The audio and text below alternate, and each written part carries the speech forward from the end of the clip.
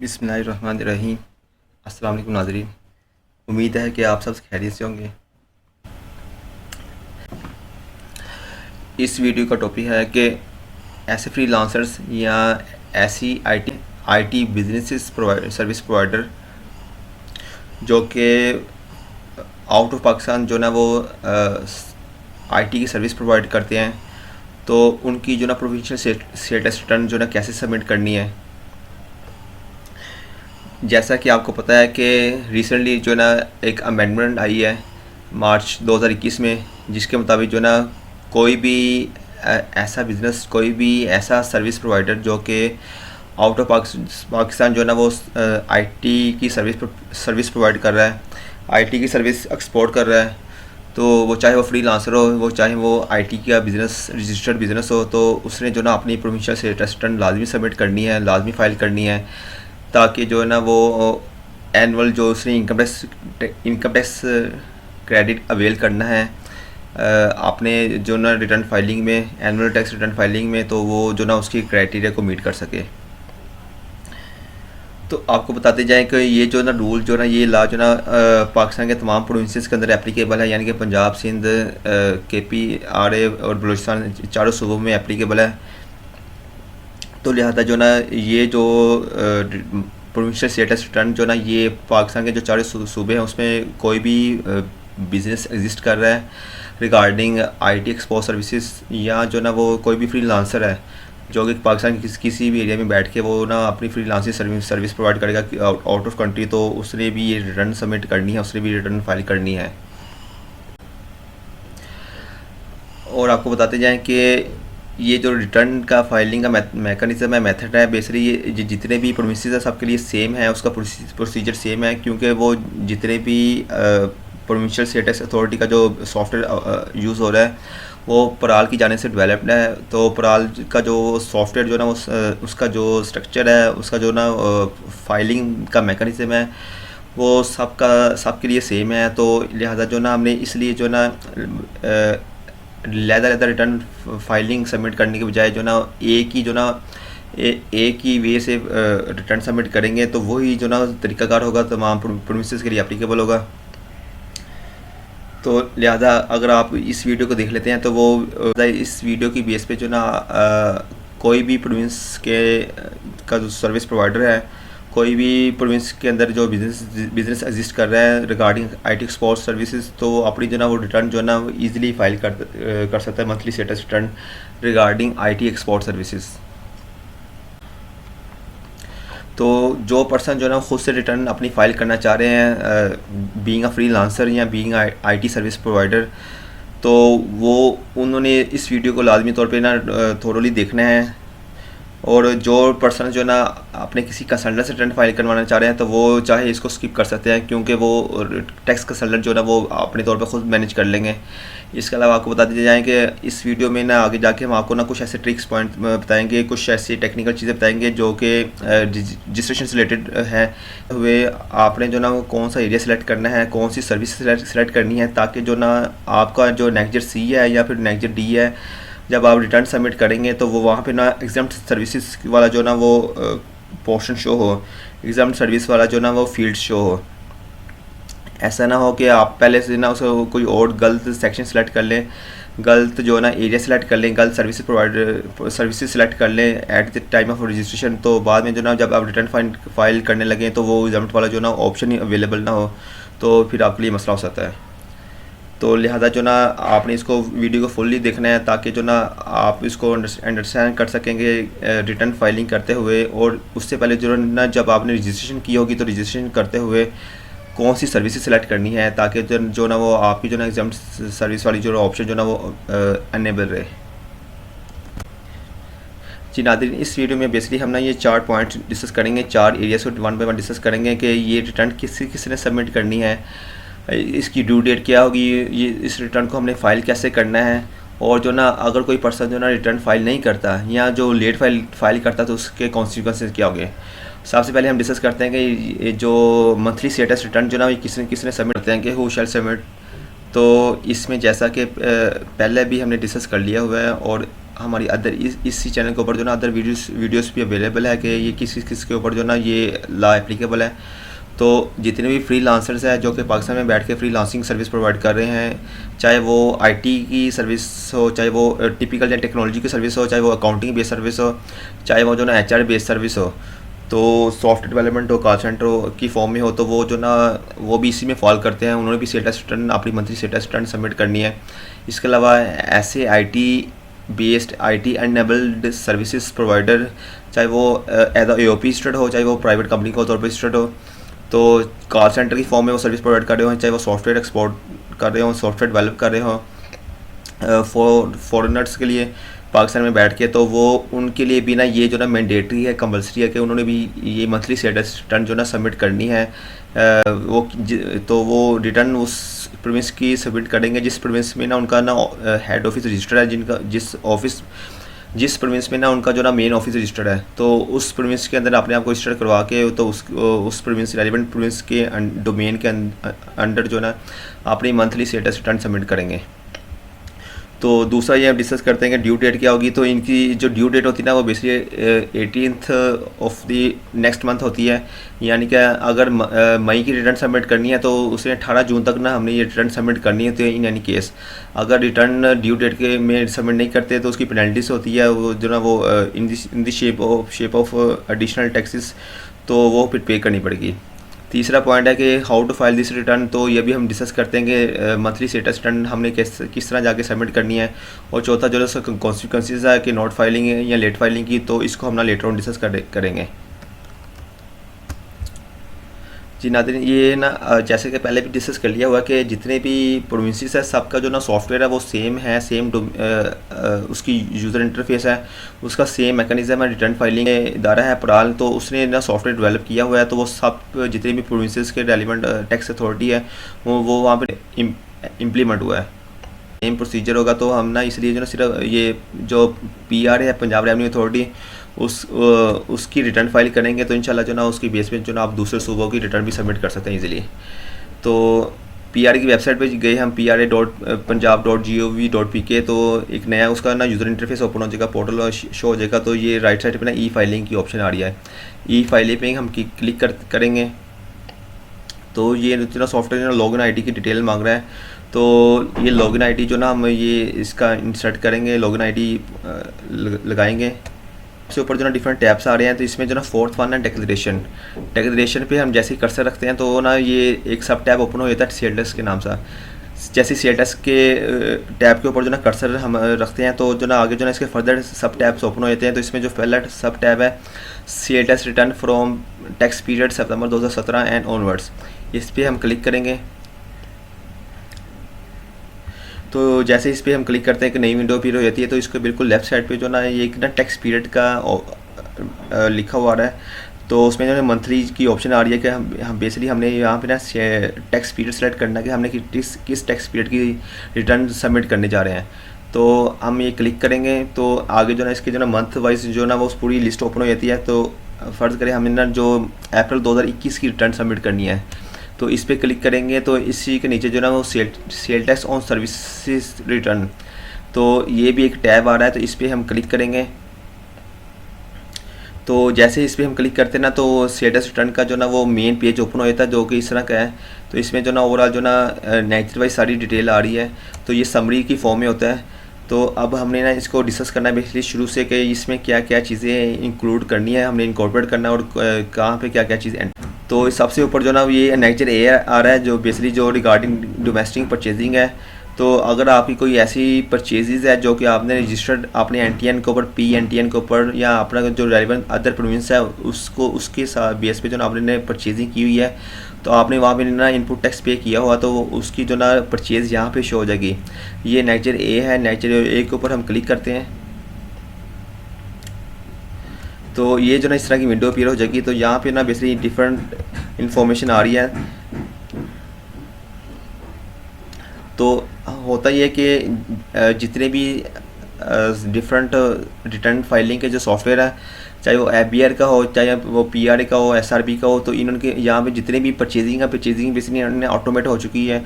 यानी कि अगर जिससे हमने परचेजिंग की है तो जब तक वो अपनी सेल रिकॉर्ड नहीं करेगा तो हमारे ना इस पोर्टल के ऊपर ना परचेज शो नहीं होगी। तो अगर हमने इसको चेक करना है कि हमारे जो पोर्टल के ऊपर जो ना वो कोई परचेजेस पड़ी हुई है तो ये परचेज़ पे ना यहाँ पे परचेज़ डाटा लिखा हुआ है। तो परचेज़ डाटा के ऊपर जैसे हम क्लिक करेंगे तो एक नई विंडो अपीयर हो जाएगी। तो यहाँ तो उसके बाद जो ना ये सर्च की ऑप्शन आ रही है। तो सर्च के ऊपर हम क्लिक करते हैं तो अगर तो हमारा जो ना कोई इनपुट पड़ा हुआ तो वो शो हो जाएगा, अदरवाइज़ जो ना वो नो रिकॉर्ड फाउंड आ रहा है। ठीक हो गया।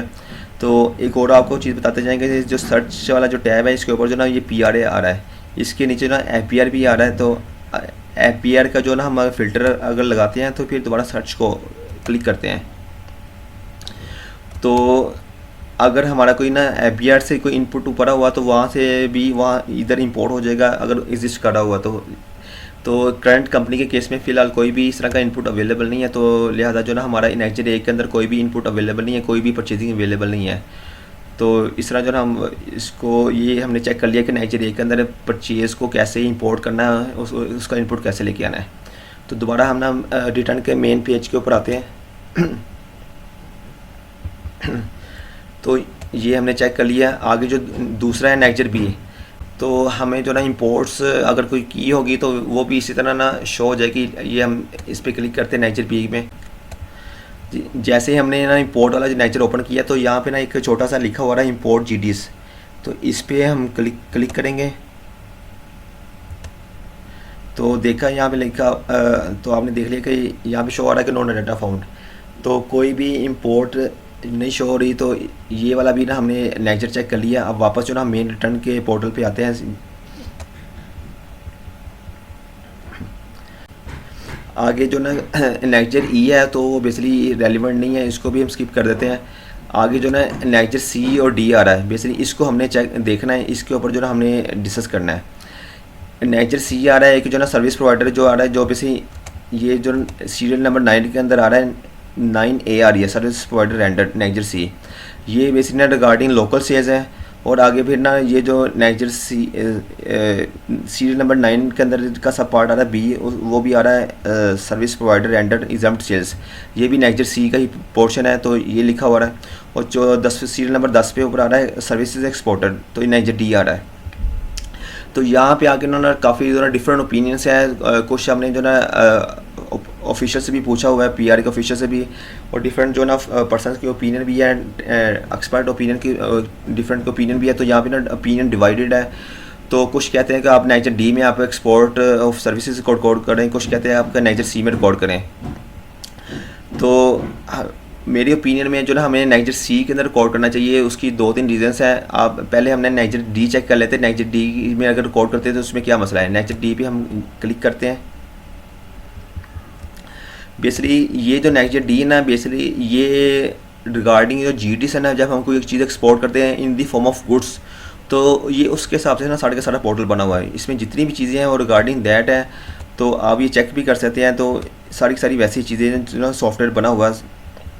तो मैंने आपको जैसे शुरू में डिस्कस किया था कि ये जो पराल का सॉफ्टवेयर है, पराल ने जो ना सेम एज इट इज़ जो ना वो रेप्लिका सारे हर प्रीमियस के अंदर इम्प्लीमेंट कर दिया हुआ है उसको, जैसा कि उन्होंने FBR में डेवलप किया था, FBR में इम्प्लीमेंट किया था। तो उन्होंने सेम जो ना रेप्लिका जो ना सारी प्रीमियस के अंदर जो ना इम्प्लीमेंट कर दिया हुआ है कुछ अमेंडमेंट के साथ।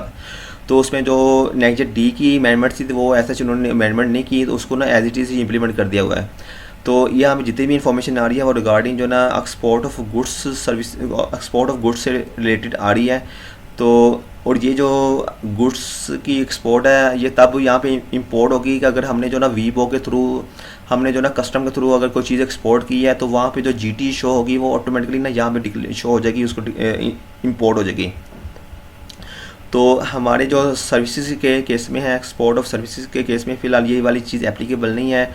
तो यहाँ पे ना कोई भी इन्फॉर्मेशन जो है हम इस तरह किसी भी तरीके से ना इसको मेंशन नहीं कर सकते। अगर कोई भी इन्फॉर्मेशन मेंशन करेंगे तो सारी की सारी एग्जम्पशन बेस पे होगी, उसको वो ना ABC के साथ या 1 2 3 के साथ मेंशन करना होगा। तो वो बिल्कुल ही बेसिकली एग्जम्पशन बेस होगी, तो वो वेट सी इन्फॉर्मेशन होगी, अनक्लियर इन्फॉर्मेशन होगी। तो वो प्रॉपर जो ना ये नेचर फिल नहीं होगा एक्सपोर्ट ऑफ सर्विस के पॉइंट से।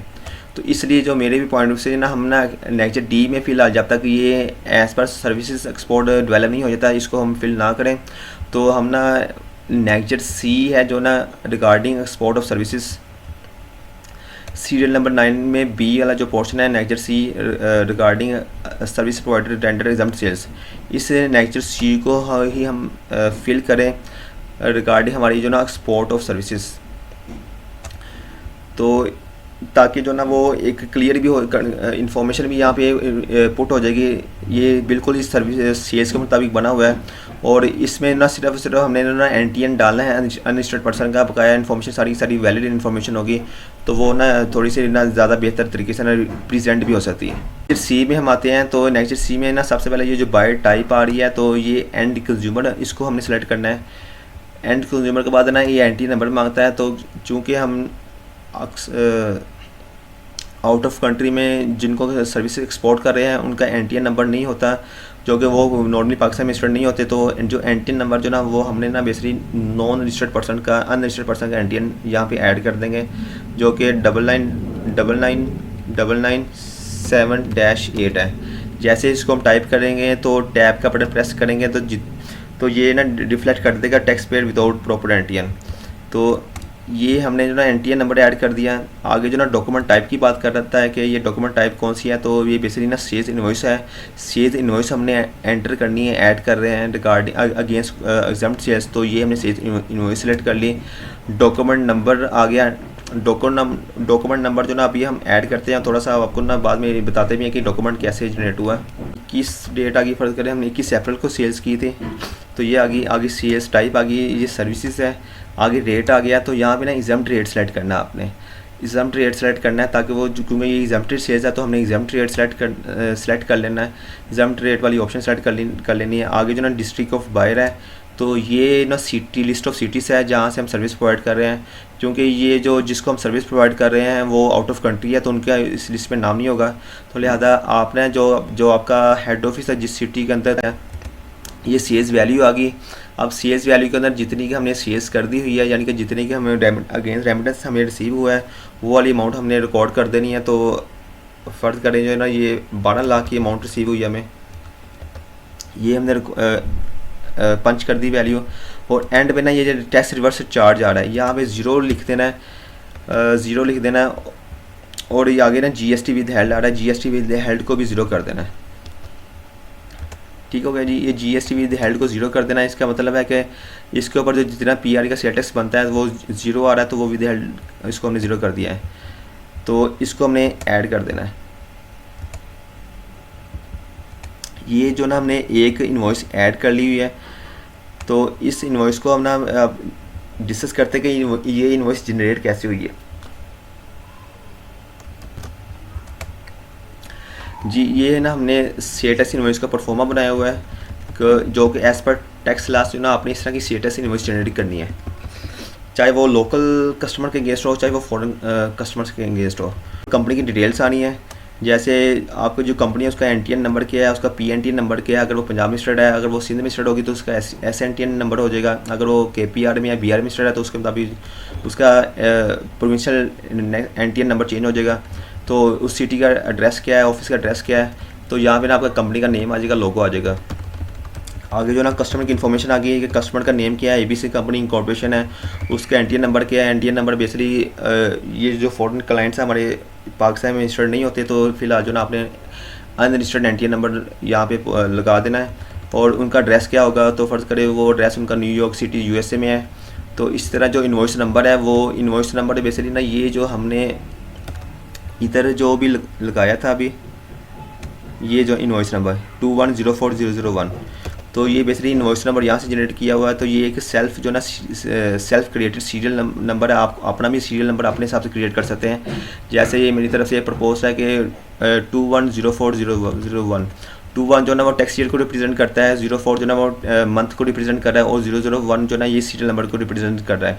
यानी कि 2021 में जो अप्रैल का महीना उसमें जो ना उसकी पहली इन्वॉइस जो ना ये है, तो ये इस तरह इसका सीरियल नंबर बना हुआ है इन्वॉइस का। तो आगे इन्वॉइस डेट आ गई, तो रेलिवेंट जो जिस डेट की इन्वॉइस होगी वो आ गई। तो नीचे जो ना ये डिटेल्स आ रही है जो सर्विस हमने प्रोवाइड की है अपने कस्टमर को, फॉरेन कस्टमर को, तो ये उसकी डिटेल आ रही है regarding software development, IT support service है, या जो भी आपकी सर्विस होगी तो ये आ जाएगी। उसका इस तरह का परफॉर्मा होगा कि इसका रेट क्या है आ रहा है, उसमें अमाउंट एक्सक्लूडिंग सेल टैक्स क्या आ रहा है, सेल टैक्स कितना लगा हुआ है। बेसिकली ये चूँकि एग्जम्प्टेड सेल्स है तो हमने एग्जम्प्ट यहाँ पे मेंशन कर देना है, और अमाउंट इंक्लूसिव सेल टैक्स कितनी आ रही है, अमाउंट आ रही है। तो ये 1 लाख रुपए की हमने ना उनको इन्वॉइस कर दी हुई है। इसके ऊपर उनकी डिडक्शन नहीं थी, तो ये डिडक्शन वाली जो प्रेजेंटेशन आप ख़त्म ही कर सकते हैं। तो अगर आपने लोकली इसको इन्वॉइस को यूज़ करना है तो आप लोकली ना इस तरह जो ना प्रेजेंटेशन के साथ ना ये इन्वॉइस यूज़ होती है। बाकी जो है ना ये इन्फॉर्मेशन जो है ना आपके ऊपर ऑप्शनल है, आप इसको चाहिए इस तरह प्रेजेंट कर भी सकते हैं, नहीं भी कर सकते हैं, आपके ऊपर है। तो ये एक ना सिर्फ सैम्पल के तौर पर थी। तो ये जो ना ये हमने इसकी एक इन्वॉइस है, अगर हमने मोर देन 1 इन्वॉइस जनरेट की हो, लेट्स सपोज हमने एक और इन्वॉइस भेजी थी कस्टमर को, उस कस्टमर का नाम XYZ इन कंपनी कॉर्पोरेशन है, उसका इन्वॉइस नंबर था 2104,002, यानी कि वो अप्रैल के महीने में एक और इन्वॉइस इशू हुई थी, तो उसका जो ना सीरियल नंबर 2 हो गया, उसका जो ना अप्रैल 30 उसकी डेट आ गई। बाकी जो ना ये उसकी इन्फॉर्मेशन आ गई है, तो रिगार्डिंग जो ना उसकी फाइनेंशियल किया है, तो उसकी ये जितनी भी टोटल ये वाली डिटेल आ रही है। तो इस तरह जो ना जो पहली इन्वॉइस है उसकी हमारी जो टोटल वैल्यू बन रही है वो 1 लाख रुपया बन रही है, 1 मिलियन बन रही है, और जो दूसरी इन्वॉइस है उसकी जो वैल्यू बन रही है वो बन रही है 6 लाख रुपये बन रही है। तो यहाँ पे जो ना हमने ये चेक कर लिया कि जो पहली इन्वॉइस है वहाँ पे हमने 12 लाख रुपये उसकी सेल्स वैल्यू डाली हुई है, तो हम ना इसको एडिट कर लेंगे।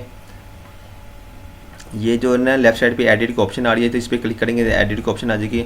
तो इसको जो ना हम 1 मिलियन कर लेते हैं। 1 मिलियन करने के बाद जो ना इसको यहाँ पे अपडेट की ऑप्शन आ रही है, तो यहाँ पे अपडेट कर लेंगे।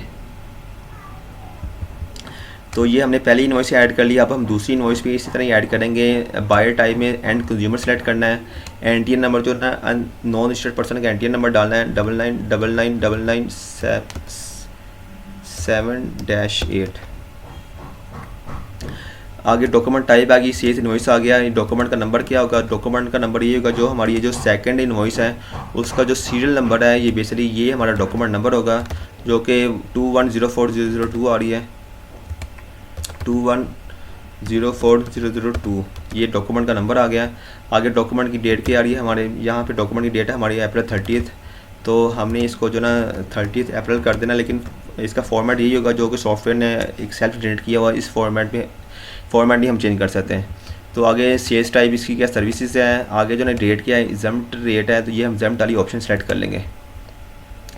ये डिस्ट्रिक्ट ऑफ बायर है, बेसिकली हमने क्योंकि हमारा जो फॉरेन क्लाइंट्स हैं तो इस लिस्ट में उनका ना सिटीज़ या कंट्री का नेम मेंशन नहीं होता, तो हमने जो ना जो अपना हेड ऑफिस का एड्रेस है या जहाँ पे हमारा ऑफिस रजिस्टर्ड है तो वो वाला ऑफिस सेलेक्ट कर लेना है। अगर लाहौर में है तो लाहौर सेलेक्ट कर लेंगे। अगर आपका किसी और प्रोविंस के अंदर आप रिटर्न फाइल कर रहे हैं लाइक SRB, KPRA या BRA, तो अगर आपका उस रेलिवेंट प्रोविंस के अंदर जो सिटी है जिसमें रजिस्टर्ड है तो वो वाला रेलिवेंट सिटी आप सेलेक्ट कर लेंगे।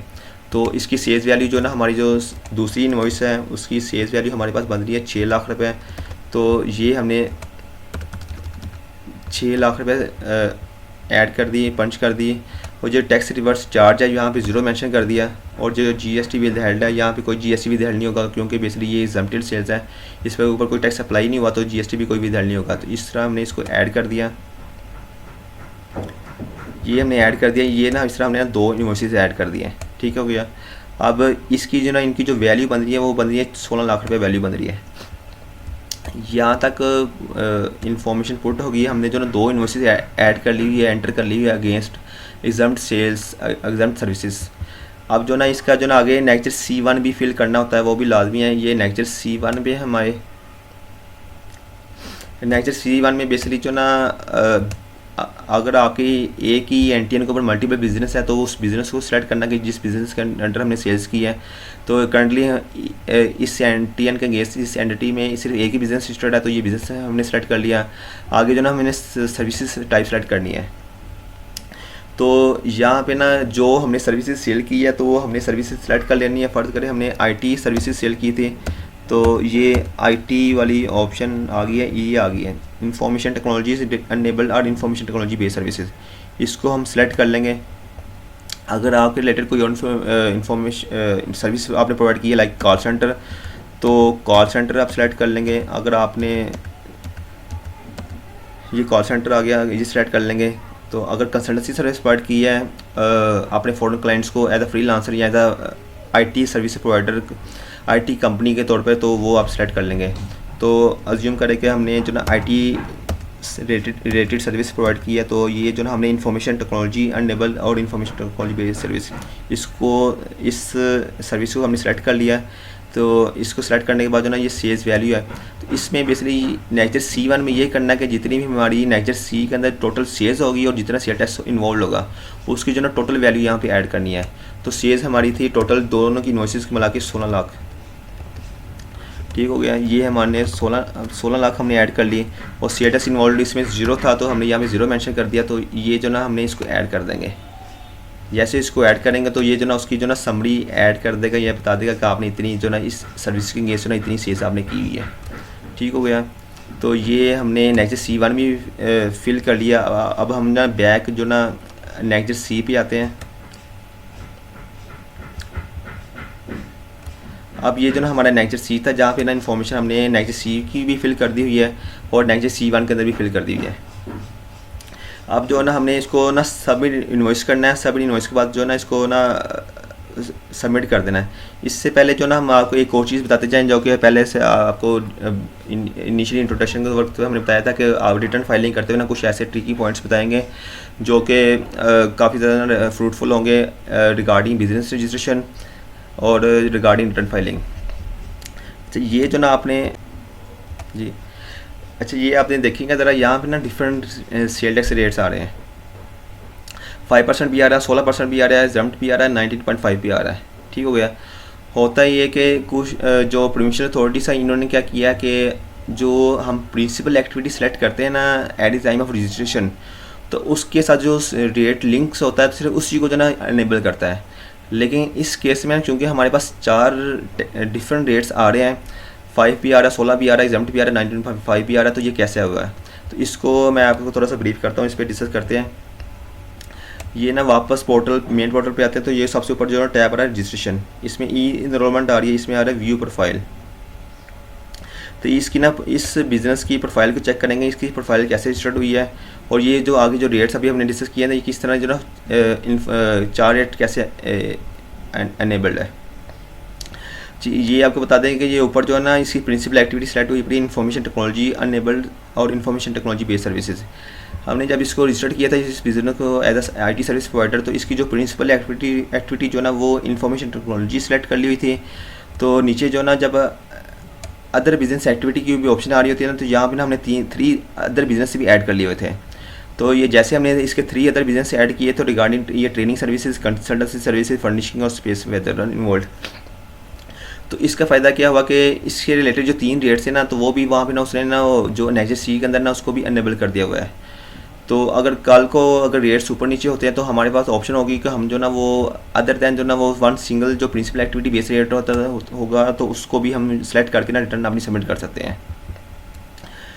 तो अगर यहाँ पे जो ना फर्निशिंग और सप्लाईज या स्पेस आ रहा है, तो अगर किसी का ये रेलिवेंट सर्विस नहीं तो वो कॉल सेंटर भी सेलेक्ट कर सकता है, वो साथ में कंसल्टेंसी सर्विस भी सिलेक्ट कर सकता है, वो अकाउंटेंसी सर्विस भी सिलेक्ट कर सकता है। तो मैक्सिमम जो ना वो अदर सर्विसेज जो है ना वो 3 सेलेक्ट होगी और ऊपर जो ना वो प्रिंसिपल एक्टिविटी जो ना मैं एक एक्टिविटी सेलेक्ट होगी। तो ये जो हम एक्टिविटीज़ या सर्विसेज सेलेक्ट करते हैं at the time of registration, इनकी सबमिशन के बाद जो ना जब ये एप्लीकेशन अप्रूव हो जाती है, तो इनकी बेस पे ना जो ये जो नाइजर C है ना, नाइजर C के अंदर जो रिटर्न टैक्स रेट शो हो रहे हैं, तो ये नाइजर C के अंदर जो टैक्स रेट शो हो रहे हैं सेल टैक्स के, तो वो ये उन एक्टिविटीज़ की बेस पे, उन सर्विसेज सिलेक्शन की बेस पे आते हैं जो कि हमने वहाँ पे पीछे सेलेक्ट किए होते हैं। तो लिहाजा आपने भी ना जो अगर मोर देन 1 सर्विसेज प्रोवाइड कर रहे हैं, तो आपने जो ना उसको केयरफुली सेलेक्ट करना है और पहले ना उसका स्केड्यूल चेक कर लेना है कि जो एक्टिविटी या प्रिंसिपल एक्टिविटी या अदर सर्विस एक्टिविटी आप चूज़ कर रहे हैं, तो उसकी बेस पे ना टैक्स रेट कौन सा आ रहा है। तो अगर आप इनिशियली इसको ऐसे ही कंटिन्यू करते हैं, बाद में चेंज कराने जाते हैं, तो उसके लिए ना काफ़ी ज़्यादा थोड़ी सी एफर्ट करनी पड़ती है और एफिडेविट वगैरह भी जमा करवाने पड़ते हैं। अगर आपने बाद में प्रिंसिपल एक्टिविटी चेंज करवानी है या अगर टैक्स रेट चेंज करना है तो उसका थोड़ा सा ना लेंथी प्रोसीजर है। जी, ये तो हमने ना नेक्स्ट सी भी फिल कर लिया हुआ है और नेक्स्ट C1 भी सबमिट कर लिया हुआ है रिगार्डिंग जो ना IT एक्सपोर्ट सर्विस प्रोवाइडर। तो इसके बाद जो ना इसको सबमिट इन्वॉइसेस पे क्लिक करेंगे तो सबमिट इन्वॉइसेस पे ना वो फिर पिन कोड मांगता है। पिन कोड आपने लगाना है जो आपका PR का पिन कोड होगा। यहाँ पे APR का पिन कोड एप्लीकेबल नहीं होना, सिर्फ PR वाला जो पिन कोड है वो यूज़ होगा। तो ये जो ना हमने नेक्चर C की इन्वॉइसेस सबमिट कर दी हुई हैं। अब इसके बाद जो ना एक और छोटा सा है सबमिट नेक्चर, यानी कि पहले नेक्चर C की इन्वॉइसेस सबमिट की है, अब सबमिट नेक्चर करना है। जैसे हम सबमिट नेक्चर करेंगे तो फिर ये कंफर्मेशन के लिए मैसेज पूछेगा, तो हम इसको कंफर्म कर देंगे। तो इसको अब हमने कंफर्म कर दिया हुआ है। तो ये जना ऊपर आ रहा है, लिखा भी आ रहा है कि सबमिटेड, ये बेसिकली नेक्चर C के सामने आ रहा है नेक्चर C सबमिटेड। ऊपर अभी ना प्रिपेयरिंग वाला टैब वैसे ही अनेबल है, यानी कि वो प्रिपेयरिंग फॉर्म या रिटर्न सबमिट नहीं हुई, लेकिन सिर्फ नेक्चर C सबमिट हो गया है। अब नेक्चर C सबमिट हो गया तो आप वापस जो ना मेन रिटर्न के पोर्टल पे आते हैं। तो सबसे नीचे आ जाते हैं तो यहाँ पे देखिएगा हमारा कोई सेल टैक्स पेबल नहीं बन रहा क्योंकि हमने एग्जेम्प्टेड सेल्स रिकॉर्ड की हुई है। उसके बाद जो ना नेक्चर C सबमिट करने के बाद जो ना ये सेव का बटन है इसको हमने प्रेस करना है, यानी कि रिटर्न को हमने सेव कर देना है। ये रिटर्न सेव सक्सेसफुली का मैसेज आ गया है। उसके बाद जो ना यहाँ पे वेरीफाई के ऑप्शन वाला जो टैब है वो अनेबल हो गया, तो अब इसको हम क्लिक करेंगे और इसको ना वेरीफाई कर देंगे रिटर्न को। तो ये कंफर्म वेरिफिकेशन का मैसेज आ गया है, तो इसको भी हम कंफर्म कर देंगे। उसके बाद जो ना ये ना सबमिट वाला जो ना ऑप्शन आ जाता है, यानी कि अगर आपका टैक्स कोई भी नहीं बन रहा तो आप रिटर्न जो ना आपकी रेडी टू सबमिट है, तो जैसे हम इसके पे सबमिट के ऊपर क्लिक करेंगे ना तो रिटर्न जो ना सबमिट हो जाएगी। तो ये रिटर्न सबमिट करने से पहले आपने इसको बिल्कुल रिव्यू कर लेना कि ठीक है। तो अगर आप ओके तरफ से ओके है तो इस रिटर्न को हम सबमिट कर लेंगे, सबमिट का बटन प्रेस कर देंगे और प्रिंट विद नेक्चर भी बाद में प्रिंट की ऑप्शन आ जाएगी, हम इसको रिटर्न को प्रिंट भी कर सकते हैं। ये हमने तीसरा ये पॉइंट भी देख लिया कि हाउ टू फाइल के किस तरह हम रिटर्न सबमिट करेंगे provincial status return regarding IT export service provider. तो चौथा पॉइंट है ये कि हम ना इसके कॉन्सिक्वेंसेस क्या होंगे अगर हम इसको रिटर्न को फाइल ही नहीं करते हैं या within due date file नहीं करते हैं।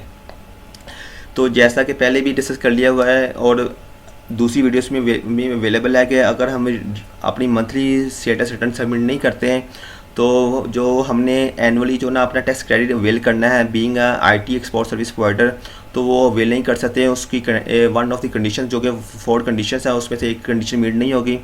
जैसे ही उसकी ये वाली कंडीशन मीट नहीं हुई होगी तो जो ना वो असेसिंग ऑफिसर है APR का, वो जो ना हमारा टैक्स क्रेडिट डिसअलाउ कर देगा। तो उसकी बेस पे क्या होगा कि हमें जो ना फिर अपना जो टैक्स पे करना पड़ेगा जो कि हमारा एनुअली प्रॉफिट होगा इनकम टैक्स की बेस पे, इनकम टैक्स रिटर्न की बेस पे। तो उसके ऊपर जो ना हमें एज पर टैक्स लास्ट ना फिर हमें ना प्रॉफिट के ऊपर जो ना टैक्स पे करना पड़ेगा। और इसके अलावा जो है ना हम अगर हम रिटर्न ड्यू डेट के अंदर फाइल नहीं करते तो उसकी जो ना as per relevant provincial loss all provincial loss उसकी टैक्स पेनल्टीज होती है। PRE की जो ना 10,000 पर मंथ रिटर्न की लेट रिटर्न की फाइलिंग की पेनल्टी है, यानी कि अगर आपने एक मंथली स्टेटस रिटर्न जो ना ड्यू डेट के अंदर फाइल नहीं की तो बाद में जो ना वो मैक्सिमम जो ना 10,000 पर मंथ की आपको पेनल्टी इम्पोज कर देगा। वो फिर बाद में जो ना टैक्स पे करना पड़ेगा या जो ना उसके लिए काफ़ी ज़्यादा ना स्ट्रगल करनी पड़ेगी अगर टैक्स को वेव ऑफ करवाना है तो लिहाजा जो है ना ये रिटर्न आपने लाजमी फ़ाइल करनी है। तो और ये बिल्कुल ही ईजी है, अगर आप उसको थोड़ा सा अंडरस्टैंडली देखेंगे तो रिटर्न लाजमी फ़ाइल कर। अगर आपकी सेज नहीं हुई, अगर आपने कोई भी एक्सपोर्ट सर्विस प्रोवाइड नहीं की तो आपने ना सिंपली जो ना उसकी नल रिटर्न फाइल कर देनी है। तो नल रिटर्न फाइल कर देनी है तो ताकि आपने कंप्लाइंस पूरी हो जाए और जो 4 कंडीशंस हैं जो कि हमने इनकम टैक्स क्रेडिट के लिए अवेल करनी है as per new tax loss, तो उसकी जो ना कंडीशन पूरी हो सके, उसकी ना रिक्वायरमेंट पूरी हो सके। जी नाज़रीन, ये हमारी वीडियो रिकॉर्डिंग जो ना वो provincial status return on IT export services including freelancers and IT companies regard इधर तक की थी। तो इंशाल्लाह उम्मीद है कि इस वीडियो को देख के जो ना आप अपने तौर पे अगर रिटर्न फाइल करना चाहे PRA की या किसी भी प्रोविंशियल स्टेटस अथॉरिटी की against IT export service provider, तो आप जो ना खुद से फाइल कर सकेंगे। तो अगर फिर भी आपकी कोई क्वेरी या क्वेश्चन हो या आपको कोई और आपका कोई मसला हो रिटर्न फाइलिंग करने में, तो आप जो ना कमेंट सेक्शन में पूछ सकते हैं या डायरेक्टली भी रब्ता कर सकते हैं। तो इसके अलावा हमारे इस चैनल के ऊपर जो ना अदर वीडियोस भी अवेलेबल है regarding SCCP, income tax, sale tax, account finance, ERP, customs, HR, payroll और जो है ना अदर एरियाज़ के ऊपर। तो आप जो ना उन वीडियोस को देख के भी फ़ायदा हासिल कर सकते हैं, उसके बेनिफिट ले सकते हैं। इंशाल्लाह आपको ना बेनिफिट होगा। अगर आप ना उस खुद से ना कुछ चीज़ जो ना लर्न करना चाह रहे हैं या खुद से ना कुछ कोई चीज़ करना चाह रहे हैं रिगार्डिंग जो ना दी सर्विसेज, तो वीडियो देखने के लिए बहुत शुक्रिया। Thank you so much. अल्लाह हाफिज़।